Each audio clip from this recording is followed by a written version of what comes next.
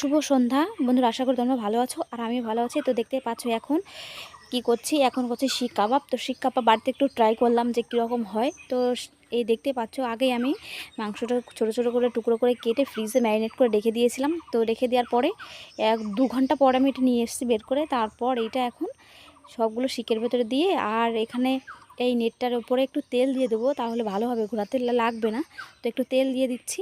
তেল দিয়ে তারপর এগুলো ঘুরিয়ে ঘুরিয়ে আঁচটা দিয়ে বেশ ভালো করে পুড়িয়ে নেব। তো ভীষণ হাতে একটু ছ্যাঁকা লাগছিল, কিন্তু ঘোরাতে হচ্ছিলো, টাইম মতন একটু পরপরই ঘোরাতে হচ্ছিলো, ঘুরিয়ে ঘুরিয়ে তারপরে পুড়িয়ে নিচ্ছিলাম আর কি।